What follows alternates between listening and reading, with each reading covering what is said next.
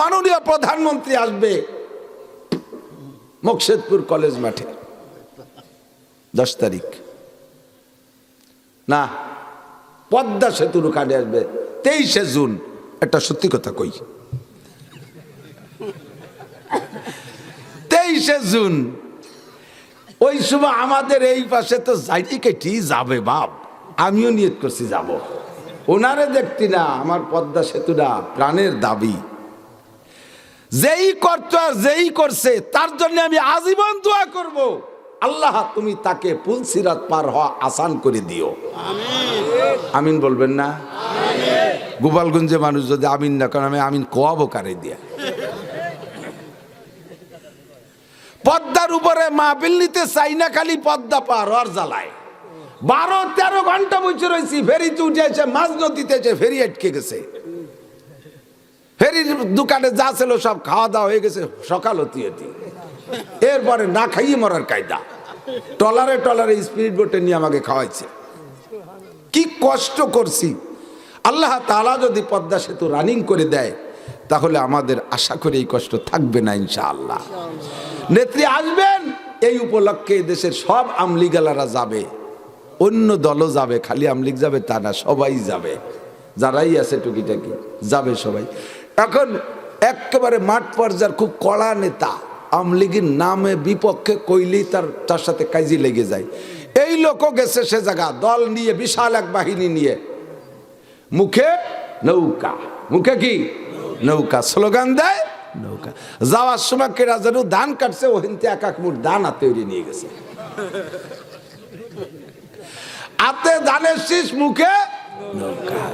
এই নাস্তি নাস্তি যদি প্রধানমন্ত্রী সামনে যায়, এই দল ধরে আটারটারে ডাইডে গালে চুমু দেবে না?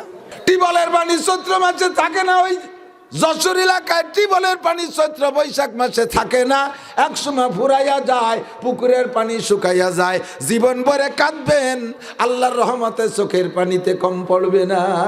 চোখের পানির পিছনে আল্লাহর কুদরতি ফোয়ারা জারি করা আছে, কুদরতি সাপ্লাই পিছন দিয়ে দেয়, এর মধ্যে বরকত আলাদা। ব্যাঙ্গের পেশাবের মতো, ব্যাঙ্গের পেশাবও কম পড়ে না। এক রাত্রি ব্যাঙ্গে 10-20 বার লাথি লাগবে, একই পরিমাণ পেশাব করে। ওর 20 বারের পেশাব যদি ধরা যেত তাহলে ব্যাঙ্গের চেয়ে ওজন বেশি হতো। ফাঁকা ওই 1 গিলাস পানিও খাইনি কোনো জায়গাতে, 1 ডোক পানিও খাই, ওর পেশাব আসে কোয়াক দিয়ে।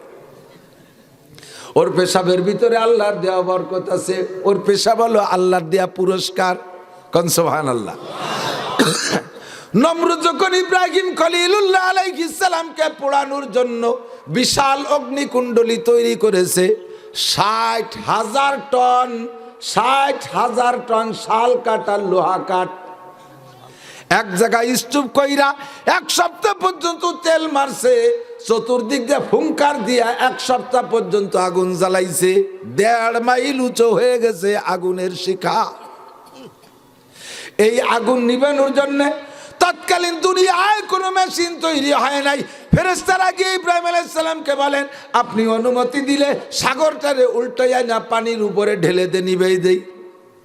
ইব্রাহিম আলাইহিস সালাম কয়, ও ফেরেশতারা, তোমাদেরকে বিশ্বাস করতে হবে তাই করি, মূলত তোমরা আমার খালেক না, তোমরা আমার মালিক না, তোমরা আমার রাজ্জাক না, তোমরা আমার মুহী না, তোমরা আমার মুমিত না, তোমরা আমারে বানাও নাই, তোমরা আমারে বাঁচাও না, তোমরা আমারে মারো না। আমারে বানাইছে যে, বাঁচাইলে বাঁচাবে সে, মারলে মারবে সে। আমি প্রার্থনা করি, আমানতু বিল্লাহ, আমি কলবের মধ্যে ঈমানের সারা লাগাইছি, আমার মালিক আমারে যা করে তাই হবে। ইতিমধ্যে ব্যাং আল্লাহর কাছে মুনাজাত করছে, আল্লাহ তোমার ইব্রাহিম রে তো আগুনের মধ্যে ফেলাই দিছে, আমি কি করতে পারি? আল্লাহ তুমি যদি অনুমতি দিতা তাহলে আমি আগুন নিবানোর জন্য একটু চেষ্টা করতাম। আল্লাহ কয়, আগুনের চেহারা দেখছিস তুই? ব্যাং তোর কাছে কি ফায়ার সার্ভিস আছে? তুই দেখছিস আগুন দেখছিস? তোর কাছে কি আছে? দমকল আছে। ব্যঙ্গে কয়, আবে দরিয়া রাগার না তু আকাশিত, হাম্বা কদরে তৃষ্ণগি বায়দ চাষি। আবে দরিয়া রাগার না তু আকাশিত, হাম্বা কদরে তৃষ্ণগি বায়দ চাষি। আল্লাহ তুমি যদি আমি ব্যাংকে অর্ডার করতে এই আরব সাগরের পানি শেষে বেলা আমার যদি বলতে তাহলে আমি যা পারতাম চেষ্টা তো আমি করতাম, পেট ভরে খেয়ে খেয়ে উপরে ঢালতাম, পেট ভরে খেয়ে খেয়ে উপরে ঢালতাম, আমি এভাবে তো চেষ্টা করতাম। এই বিশাল আগুন আমি নিভাতে পারবো না, চেষ্টাও কি আমি করতে পারবো না? তুমি যদি অনুমতি দাও আমি একটু চেষ্টা করি। আল্লাহকে যা পারি চেষ্টা কর। ব্যাঙ্গু সাগর থেকে পেট ভরে পানি পান কইরা পরিমাণ মতো টাইম অপেক্ষা করার পরে পেটের ভিতরে পানি পেশাব হয়ে গেছে। দূর থেকে জান করে 3 বার পেশাব করছে। পেশাব ওই আগুনের উপরে ব্যাঙ্গের অতটুক পেশাবে আগুনের জাররা পরিমাণ ক্ষতি হয় নাই, বরঞ্চ তেলের আগুনের ভিতরে পানি পড়লে আরো ছড়ায় বেশি। ওই ব্যাঙ্গের পেশাবে নমরুদের আগুনের একটু মাত্র ক্ষতি হয় নাই, কিন্তু ইব্রাহিম আলাইহিস সালামের বিন্দু মাত্র উপকার হয় নাই। তারপরে ব্যাঙ্গের চেষ্টা করেছে, ইব্রাহিমের পক্ষে স্লোগান দিয়েছে, ইব্রাহিমের পক্ষে যা তার ন্যূনতম ক্ষমতা আছে ততটুকু সে প্রয়োগ করেছে। আল্লাহ কয় ও ব্যাং তোরে আমি 3টে পুরস্কার দিলাম। 3টে পুরস্কার তোরে। কি কি? কয় 1 নম্বর পুরস্কার তোর পেশাবরে আমি পাক ঘোষণা দিলাম। রাতের বেলায় হাঁটা দিলি লাথি লাগলে যে ব্যাঙ্গে পেশাব করে দেয় না, গায়ে লাগছে ওই অবস্থায় নামাজ পড়বেন, কোনো দোষ নাই। আশরাফুল মখলুকাত মানব জাতি সৃষ্টির সেরা। ওরে চরমুনের পিসাব বলো, সরসিনের পিসাব বলো, আব্দুল কাদের জিলানি বলো, মঈনুদ্দিন চিশতি বলো, নিজামুদ্দিন আউলিয়া বলো, কুতুবুদ্দিন বখতিয়ার কাকি বলো, মুজাদ্দিদ আল পেশানি বলো, যত বড় পীর অলিউল্লাহ বলো, সকলের পেশাবি না পাক। কের পেশাবি পাক না, গায়ে লাগলেই কাপড় না পাক হইয়া যায়। ব্যাং একটা অ্যানিম্যাল, চতুষ্পদ জন্তু। আল্লাহ তার পেশাবরে পাক ঘোষণা দিয়েছে ইব্রাহিমের পক্ষে স্লোগান দেওয়ার কারণে।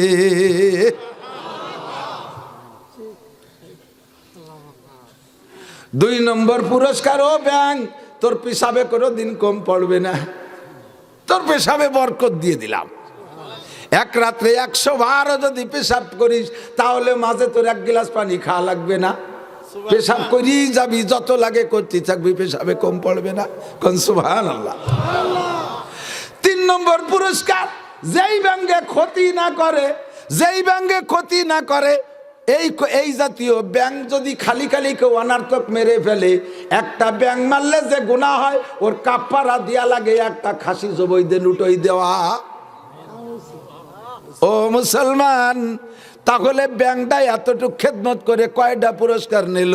তো কো যাওয়া সুন্নতে আহমদ কো যা বা মোহাম্মদ কায়বুয়াদ নিসবত তোরা। कल्ब में सोज नहीं, रूह में सांस नहीं, कल्ब में सोज नहीं, रूह में सांस नहीं, कुछ भी पैगाम मोहम्मद का तुझे पास नहीं, कुछ भी पैगाम मोहम्मद का तुझे पास नहीं। दिलेर ভিতরে জ্বালা নাই, আগাগোড়ায় সুন্নাত নাই, অধস্থ মাথা থেকে পাতালু পর্যন্ত সুন্নাত নাই, অন্তরে ব্যথা নাই। মুহাম্মাদুর রাসূলুল্লাহর পক্ষে স্লোগান দিতে গেলে গলায় জোর থাকে না। তুমি কোথায় আর মুহাম্মাদুর রাসূলুল্লাহ কোন জায়গায়? আবার দাবি করো আমি উম্মতে মুহাম্মাদি। এটা একমাত্র মুনাফিকি ছাড়া আর কিছু না। মাননীয় প্রধানমন্ত্রী আসবে মকসেদপুর কলেজ মাঠে 10 তারিখ, না পদ্মা সেতুর ওখানে আসবে 23শে জুন। একটা সত্যি কথা কই, 23শে জুন ওই সময় আমাদের এই পাশে তো যাইতে কেটি যাবে বাপ, আমিও নিয়ত করছি যাব। ওনারে দেখতি না, আমার পদ্মা সেতুটা প্রাণের দাবি। যেই করতো আর যেই করছে তার জন্য আমি আজীবন দোয়া করব, আল্লাহ তুমি তাকে পুলসিরাত পার হওয়া আসান করে দিও। আমিন বলবেন না? গোপালগঞ্জে মানুষ যদি আমিন না করেন, আমি আমিন কোয়াবো কারে দিয়া। পদ্মার উপরে মাহফিল নিতে চাই না, খালি পদ্মা পার হওয়ার জ্বালায় 12-13 ঘন্টা বসে রয়েছি। ফেরিতে উঠে এসে মাঝ নদীতে এসে ফেরি আটকে গেছে। ফেরির দোকানে যা ছিল সব খাওয়া দাওয়া হয়ে গেছে সকাল হতে হতে। এরপরে না খাইয়ে মরার কায়দা, টলারে টলারে স্পিরিট বোটে নিয়ে আমাকে খাওয়াইছে। কি কষ্ট করছি। আল্লাহ তাআলা যদি পদ্মা সেতু রানিং করে দেয় তাহলে আমাদের আশা করি এই কষ্ট থাকবে না ইনশাআল্লাহ। নেত্রী আসবেন এই উপলক্ষে দেশের সব আমলিগালারা যাবে, অন্য দলও যাবে, খালি আমলিগ যাবে তা না, সবাই যাবে, যারাই আছে টুকিটাকি যাবে সবাই। এখন একেবারে মাঠ পর্যায়ের খুব কড়া নেতা আমলিগের নামে বিপক্ষে কইলেই তার সাথে কাজি লেগে যায়।